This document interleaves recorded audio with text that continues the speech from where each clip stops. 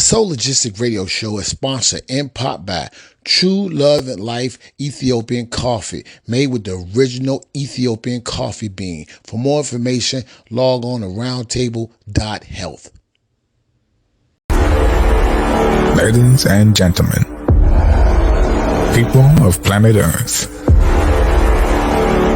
the maestro is ready to take you on an unforgettable ride.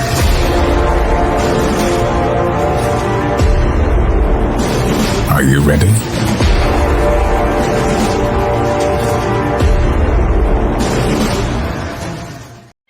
Freedom to create music.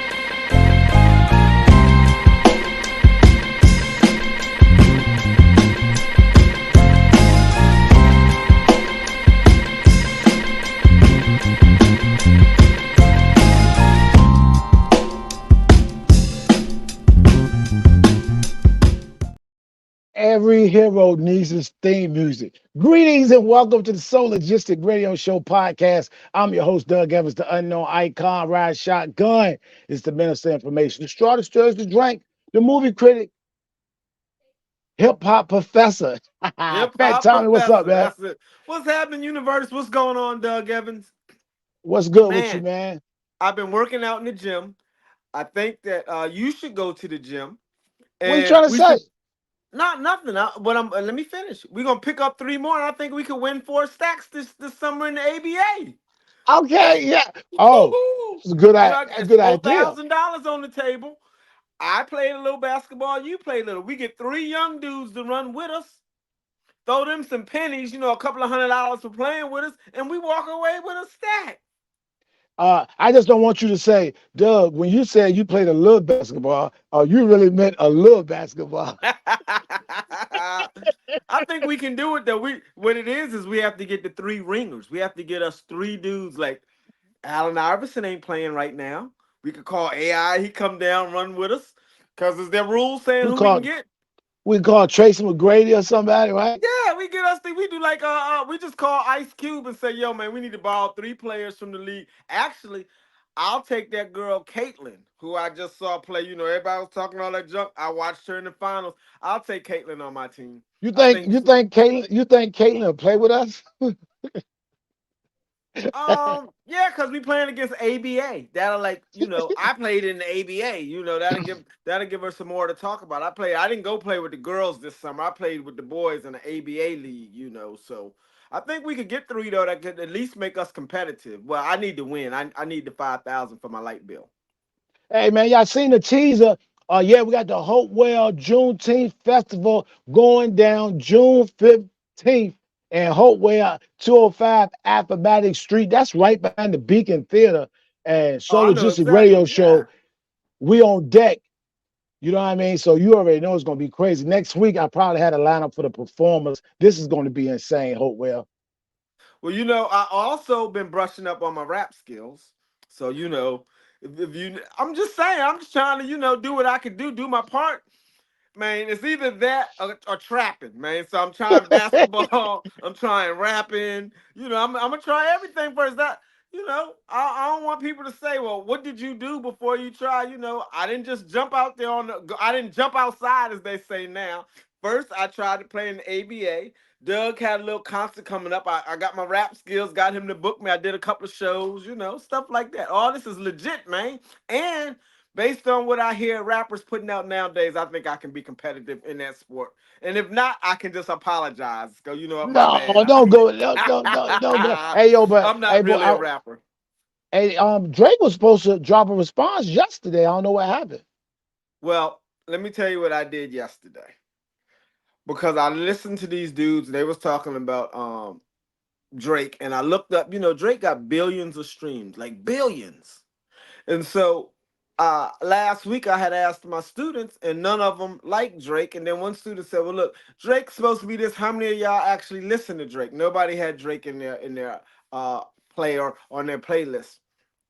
And so now Tuesday when I go back, I'm gonna say somebody lying because Drake. When I started looking up his streams, it's a whole lot of quiet download Drake fans because Yeah, on the he ain't download. get. I mean, he got like 5, maybe 8 songs that got a billion streams. you got to go down 50 songs of his to get to a song that don't have at least 50 million streams. Hey, I And you think it's go, a lot of hate. Drake can rap. Listen, that's not. Don't play yourself. Drake can rap. You know what I mean? It's just I, that he a little more sensitive for my taste. But I like some of Drake records. I listened to the whole discography on Apple Tunes last night because I told my wife he was the Sade of rap. My wife said what you said. Drake can rap. He got some bangers, and I said okay. So last night I played it, and she understands why I made that remark. Now he got like, if you listen to his whole discography, this is what I learned in listening to his entire discography. He put out like 20 songs, 15 songs, 20 songs, 15 songs, 22 songs, right? But only one of them resonate with me. So he got 15 albums. So he has 15 songs that I like, one on every album. So I'm thinking the one thing I did learn also is that I think a lot of people overseas like him because he has a lot of what could be considered easily mixed dance records that would actually mix well with just, if you're into club music like overseas, that boom boom boom, he got a lot of those records. He But really but is. but we could say that, and that's great because that just might not be your vibe or whatever. Might not be my vibe. But one thing you could say about him, if you challenge him, at least he prepared for the battle. Meek Mill, whoever. Well, the other thing is my patio furniture is blowing off the porch. Okay. um It's he windy today. It absolutely is. He does now. Also on those albums, he always have one song where even if you go back, because I went to the first album, second song, yo, you want it, you can get it. And every song, every album that he put out, he got one of those on there that remind you that yeah, I make records for the late. He the real LL Cool J, because That's all why his that's exactly what I was about to say. That looked like the LL Cool J template, if you ask me. oh, he definitely is the real LL Cool J. He is D Drake. Ladies love Drake. LLD. Because I'm telling you, it got to be a billion women listening to him because every record is to a woman. That's why I mean I really try to listen in every song. No, that's bad. They'll call me prejudiced if I say that. 98% of his songs are for the ladies, but he do give us one. He give us one radio banger, and then he give us one for the streets, and then all the rest of the songs. Like I can see how a young lady or somebody in a relationship could sit around and listen to that all day long. It's like it's Sade What? music, man. It's Sade music, and I'm not a female, and I don't identify as a woman, so his records don't really be. He don't write them for me. Like literally, when you start listening to his music, he say, "Tommy, yo, bro, I gave you one song, stream that one." Yeah, You know what I'm saying? And right. and and, and that's it. And I'm cool with that because obviously a billion people. He has at least 10 songs with a billion streams. So That's he crazy. don't. Hey Drake, don't listen to me, bro. You know what I'm saying?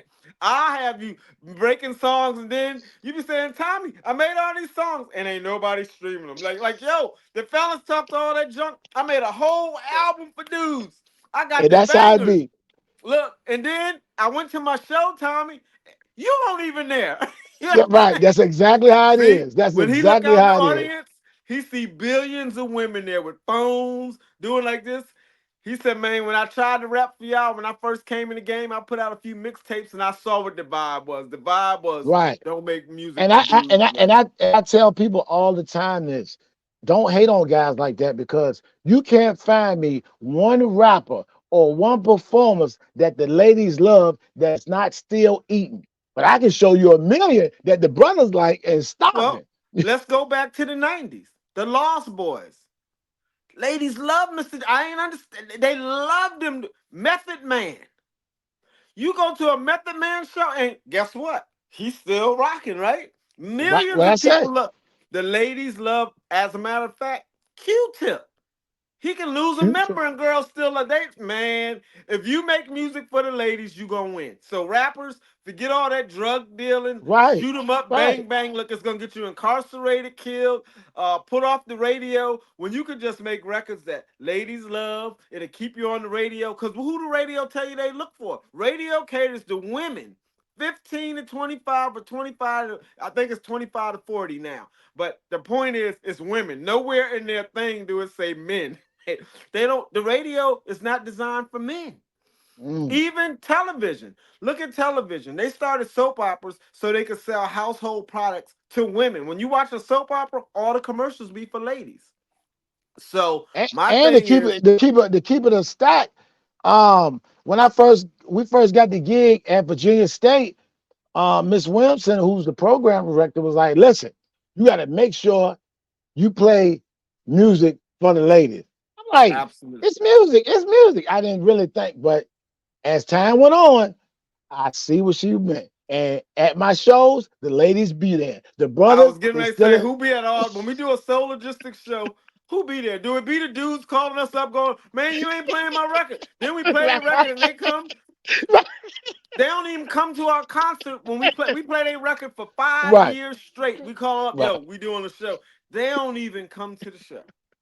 The ladies, they call, they hit us on Facebook, and they buy tickets. Look, when they come to the show, they don't call Doug. Can I get a ticket, man? You know, I right, support you. I came to the show. They just cash app you, so buy the ticket and show up. You be like, wow. They don't call, right, ask for no discounts. They don't do none of that. They just buy a ticket, get pretty, and show up. So right. actually, the formula should be the last thing. If I was gonna get into rap, you would never hear a record from me. Look, let's look at the Doug Evans albums. You made some great music that dudes really rock to. I mean, dudes will tell you that you got some dope stuff. I mean, I ain't gonna put your business out there, but how many people bought it? I'm just saying, and it's hot. I'm not even saying this is some dope street hip hop head music, man. They're gonna sit, they're gonna nod with you, they're gonna tell you about it, man. That line was dope, Doug. Maybe you should do. They're gonna have all kinds of advice, except they're not gonna download you. They're not gonna buy you. They're not gonna come to the show. They're gonna call you up and say, "Man, I got my kids this weekend." But if you make money for the ladies, they're gonna be at the show because they lady gonna get dressed up. She gonna say, "Well, I'm going to see Drake." Now you got two choices. You can let her go see a dude without you, assuming that it's nothing but women there. See, I'm the type of dude that'll go to a Drake show. If I was a single man, you could find me at a Drake show. Not because I like Drake. I like Drake's audience. Okay? So when I'm at Drake, I'm at the show. Look, it ain't nobody but me and Drake. And he on stage. He ain't leaving. But with one of them, I got a sea of women to choose from. So all shapes, sizes, colors, and his music is really, he made some songs that I thought, especially the first album, that really stretched. Like, he pushed the envelope of hip hop. He was straight up rapper verse, singer verse, rapper verse, singer verse, and then he made a lot of songs that would work for pop radio. And I thought that was the Canada in him, because I bet you when you listen to the first album, you could say it definitely was more of a you know how like England, Europe, Canada, all them places are more into the music of, the artistry of music. Like Yeah, yeah. America, we really, Hype now about hype. yeah, and thuggism. Like, I bet Shit, you dog, yeah. if you start playing the music worldwide, it won't resonate the way it does. Like, I bet you if we look up Drake, because I almost never hear of Drake coming to town. So I would bet that Drake tours Mm. overseas and stay Where rich. we can't afford them. That's one reason. True that.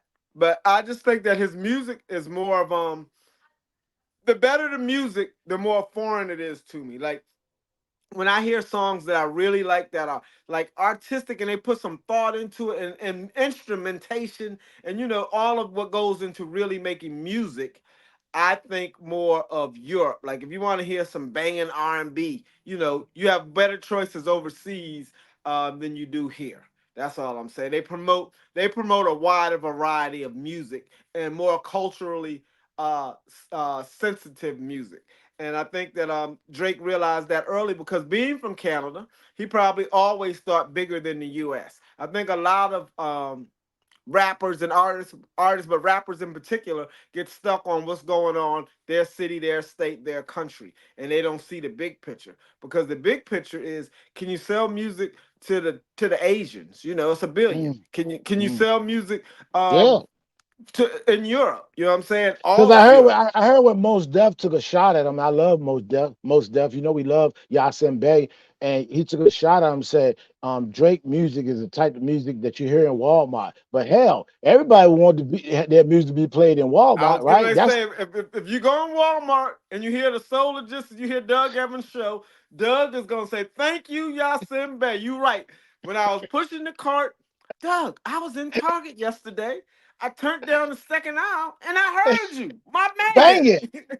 That means that Doug is getting a check somewhere, because a lot of people, I bet you, if you line up and say, "Hey, would you like your music played in Target?" Everybody gonna say yes. Everybody, because I don't think he specifically meant Target. He meant Target. He meant stores like Target, Yeah, Best right, Buy, right, right. all them type of stores. Elevator music, because certainly here's the thing that I found out when I listened to it. It's very non-threatening. So Right, you could, that's the thing.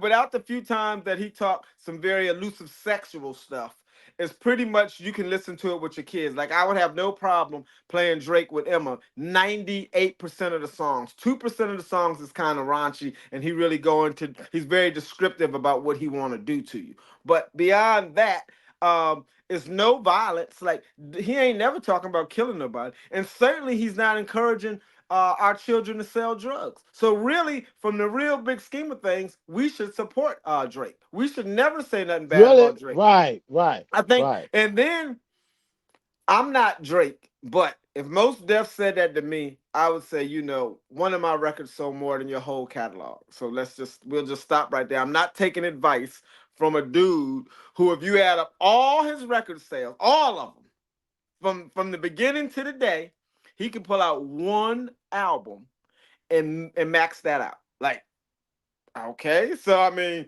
in the scheme of hip hop, let me tell you, I know everybody when we was coming up wanted to stay underground, but this is the real deal in music. It's called the music business. Most people, well, let me ask you, because you were a MC, a rapper. So, did you get in the music business to sell music? Like, Yes. what was your goal? What was your goal? My goal was to uh it was to affect the culture in a certain way. Like I wanted to be able to, when I grabbed the mic, I always wanted to speak to the people, and then it's like somebody would come up to me and say, "Man, you said that? That was crazy." I always loved that response. On the other hand, I said it would be nice to get a check and that I response. I That's a understand now. win-win. Now I understand why you in Petersburg. Right. I get it. I and get look, it, brother. and look, in fact, I Tommy, commend you. I understand it too. I'm cool with it. I commend you because you really tried to keep the culture and the things that we believed as children alive. And there's a lot to be said for that. But as we get older Mhm. and the real life is shown to us, see, you got to think about it. Those that came before us taught us the game. So we taught the next level of the game. So rappers started saying, yo, all of that hip hop head, culturally correct stuff ain't selling. Like you could do that. You could go down the KRS One lane and be in music. Cause Chris, like he stayed true to it. To this day, KRS One is true to it. But you could also say he ain't sold 10 million records. Like he make a good living. And he like you is cool with that. The people that is about that, that's what they about. They didn't do it for the money. I would bet you if you asked Drake what he did it for. Well, he did it. His first song, he said he want to be rich. If you go play his album, he letting you know I'm in this for money. Like so, if you in it for fortune, not fame. If you in it for fortune, because back when we were coming up, I think a lot of people was doing it for people to say, "Ooh, did you hear what he said? That line was Right. dope." And for the Yeah. love of the people, because the people used to love you. But then they realized I can't eat on love. I can't feed my children on love. Like, and then the love isn't consistent Right. because Mm. most people who are into the culture of hip hop also have jobs. So they like the culture Yeah. when they have time. You know what I'm saying? When they got a few extra minutes, then they about it. But they're not gonna say, do I pay my phone bill or do I go see Doug Evans? They're gonna say, I pay my phone bill. I would argue that if a girl had a choice, a Drake fan had a choice, do I pay my phone bill or do I go see Drake? More of them gonna go see Drake. They're gonna be like, Yeah, my phone will be turned off because they really. I found that women are better fans. Like they are. they are They are. fans that They are. that They are. are true. Because I was watching Young Thug's trial, and this girl called in to the show and she was talking about she was blind, she was from Carolina, and so she said, well, I don't really listen to Young Thug no more. And he said, why? And she said, because him and Rich Homie Quan had beef. And she was like, he said, so what that got to do with you? She said, I love Rich Homie Quan. He said, how you don't even know Rich Homie Quan? She said, but his music resonate with me. So because his music resonate with you, you was buying both their music. Yes, the minute he dissed Rich Homie Quan, I chose a side. My side was Rich Homie Quan. I said, wow, women be see like then they cut you off. Like she like the minute he dissed Rich Homie Quan, she not buying no It's more. She don't over. have It's a nothing good to wrap. say about him. It's like she when they break up with you. You know, when they real not when they break up with you and let you come back. I'm talking about the real time when they go, I'm done and really mean it.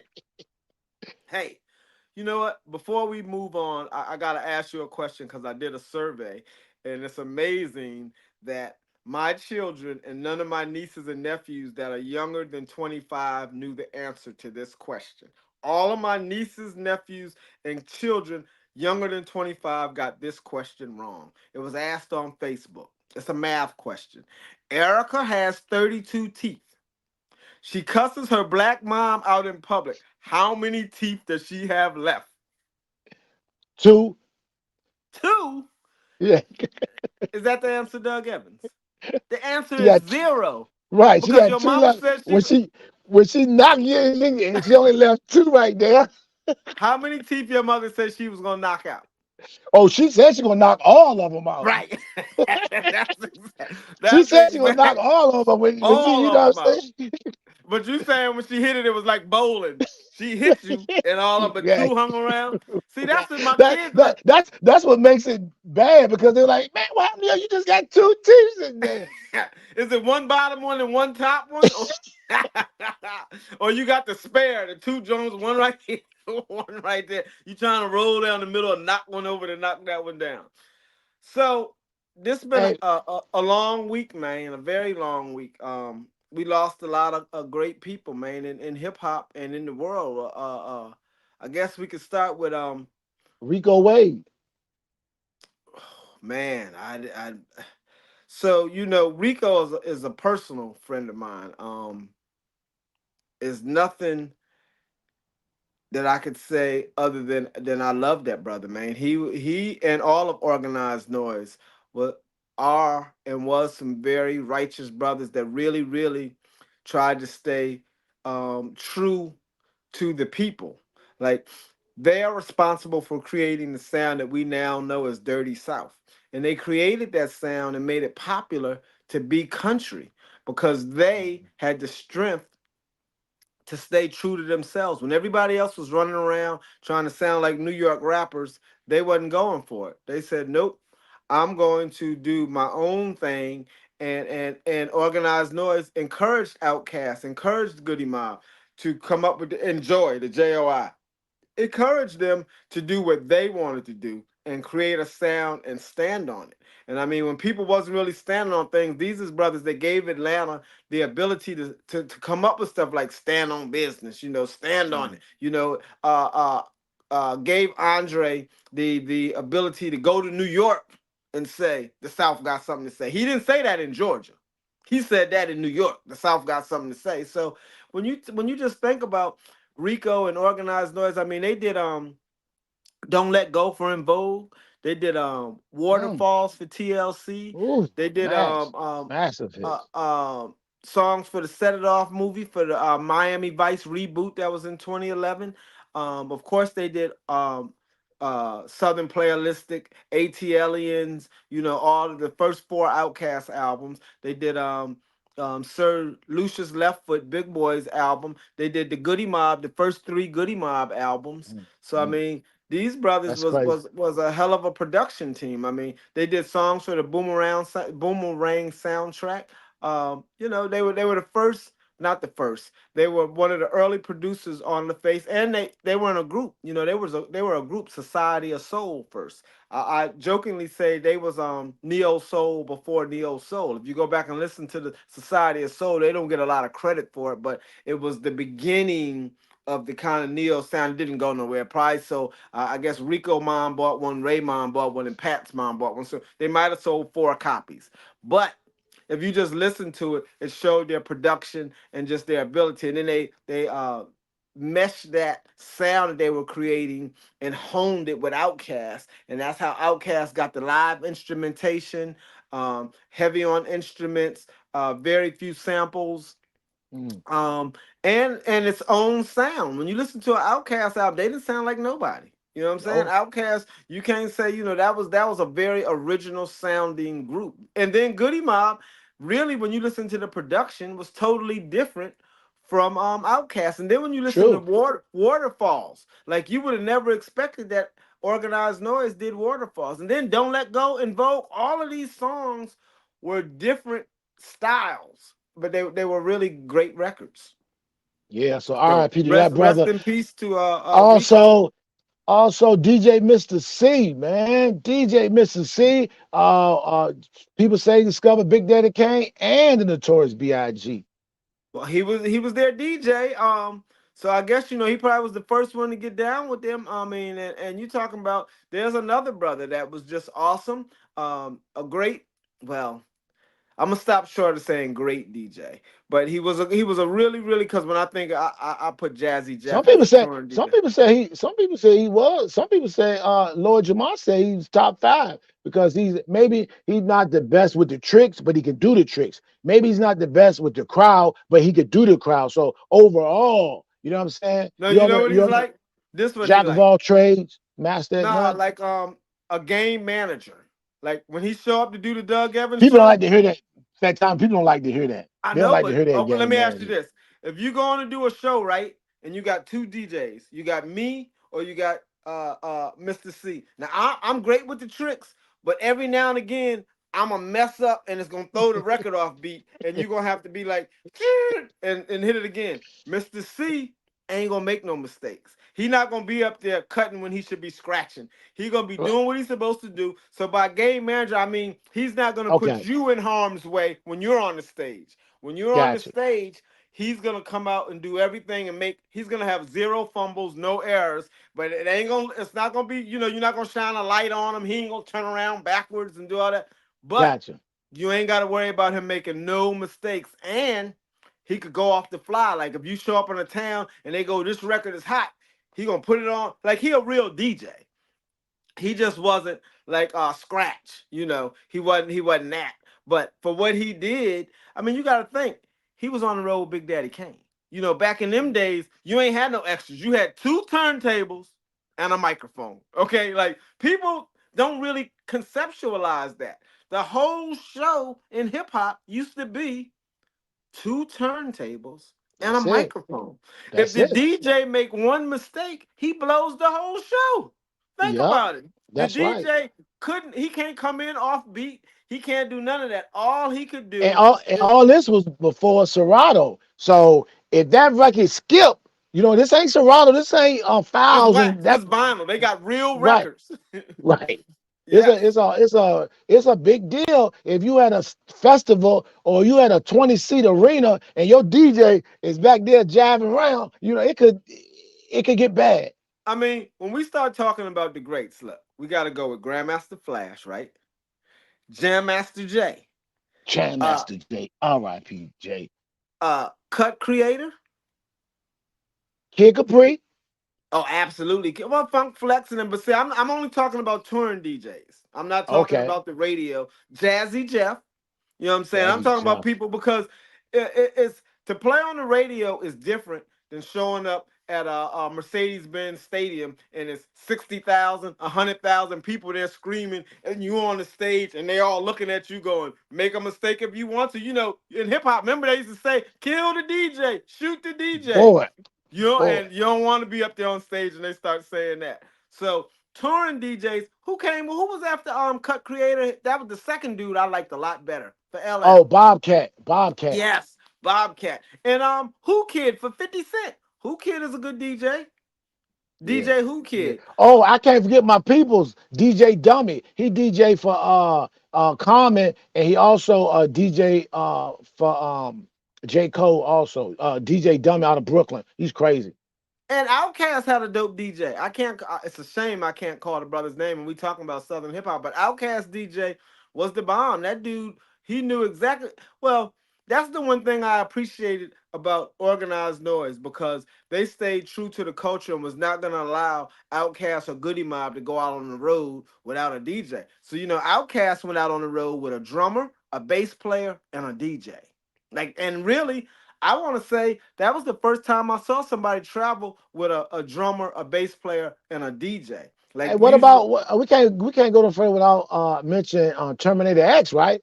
oh yeah, that's It blasphemy just if we popped don't up in say my head Terminator. like, Right. boy, That's what I'm Terminator saying. X, So boy. when you say top five, that's what I'm saying. We should stop ranking people because we You didn't right. we never got into Right. that. Think about it. You When you right. was a kid, you wasn't asking. You picked who you liked, but you didn't necessarily say that Dr. J was better than Dominique Wilkins or Dr. J Clyde the was better Glide. than Iceman, or he's better than Right, you Iceman. like We didn't. Iceman? I like Dr. J. It's good to go. You know what I'm Yeah. saying? We like them. We didn't put like they got us competing whether we like LeBron or Michael Jordan. We like them both. They was two different Right. eras, and that's True. how True. DJs are. The DJs back then, like you can't really compare Grandmaster Flash to a dude who get to use a Serato and a laptop because True. first of all, you got to have your records lined up. You got to be able to take it off, put it on. It's more to it than just like all they doing is clicking a button. They had to take the record off, put it off, find the spot on the record. Because And if you're out of town, you have to bring the right record. What if you don't have that record in your crate? you run to the store and hope they got it. Hope the DJ at the club got it. And then look, but also, what about finding the spot where you want to be on the record? Because we got a 12-inch. There's a whole lot of space on that record. You trying to find the exact drop-in spot. You're not just taking the computer and marking it because they just put a marker on the Serato and then they just hit a button and they go right to the spot. You couldn't mess that up if you tried. All right, we gotta talk about O.J. Simpson. R.I.P. O.J. Simpson. Where was you at when you heard about O.J. or when you saw O.J. driving in the Bronco? What was you at? I was mad because the Knicks was playing Houston. If everybody remember, they interrupted the game and no one in America saw the fourth quarter of the Houston New York Knicks game. The Really? Knicks the Knicks was winning, and then they cut to OJ, and that was it. When they came back, you never saw the rest of the game. Nobody in America. I was in Virginia watching the game when I Wow. saw when I saw the chase going down. Yeah, so They bugging not giving OJ his credit as a football player. OJ Simpson was no the joke. juice, the The juice. juice He was used to no run through joke. the way he got to kill Nicole because he had already ran through the airport. He had running through the airport down to a science. You gotta stop that, yo. People that saying that, OJ, I don't. OJ didn't do that, man. I think OJ was innocent, but you know what? Actually, I know OJ was innocent. You know why? Why? Because America, he went to court. America, the jury of 12 voted, and what did they say? He was innocent. So I Right. don't want to hear nobody say OJ was guilty. OJ went to court, was found innocent. He's actually innocent. I mean, That's that right. the people they decided, the people chose, and they said OJ didn't do it. And what I hate is this. First, that's when they got the new rule. OJ was innocent. That was the first time they used the suing him. Remember, no one was ever sued an innocent man before until Nicole Simpson. That's when the game changed. When OJ won, Nicole Brown Simpson's family sued him. That had never happened before. That's Two other crazy. That things. is We crazy. we didn't have court TV before that. Court TV, Nancy Grace, Greta Van Susteren. They should be at the funeral and paying for it because they owe their whole careers to Right. OJ Simpson. That's You how own they it, got Fat on Tommy. television. You They own it. they You own it never today. yeah, because I lived through the OJ trial. This was very big to me because I had went to Los Angeles after that and I met a wino, right? He was I had a limo, and the wino told me he would give me a tour of Los Angeles if I bought him some wine. He said, "Man, I can tell you everything." So he drove me all through the hills and everything, showed me where OJ lived. You know, this at night. He pointing to the houses. I got my own for a bottle of gin. Man, cost me $7. Man told me everything, but he told me that OJ was innocent, that Nicole Brown Simpson was on cocaine, that OJ was fronting her bill, and that the cartel, the Colombians that wanted him to pay, OJ said, "I ain't paying no more." Cause she go do drugs and then they would just collect from OJ. And OJ said, "I'm not paying no more. Forget that. I'm done with it." And so they was like, "We'll fix you." Basically, is what the dude told me, and he said they killed her because OJ was refusing to pay for them, so they was trying to set OJ up because he didn't want to pay her bill. That's what I was And it, told by I don't want to say a homeless drunk in Los Angeles, but a person without a residence who liked to drink in Los Angeles. if anybody that haven't seen, it's a movie. It's probably on Tubi, and it's called. Well, that's what we're watching right now. It's called The Murder of Nicole Brown Simpson. Need to check that movie out if you think OJ did it. Check that movie out. Well, It's here's called the The Murder thing. of Nicole Brown Simpson. Check that movie out on Tubi. Here's what common sense would tell me. Common sense would tell me that I cannot um, um, kill Doug Evans and Nitra with one knife by myself With because arthritis. With right arthritis. and bad knees. Wait, don't forget the bad knees because I'm gonna argue that one of y'all gonna run. Once one of I mean y'all both might try to jump me, but once you realize jumping me ain't the answer, one of y'all is gonna run and say, "I gotta live to tell the story." Especially if I was just a waiter that don't have nothing to do with OJ and his wife. I'm running. If I'm Ron Goldman, OJ gonna have to run a 4-4 that day because I'm gone. That just seems strange Right. to me that one person could kill two people with one knife.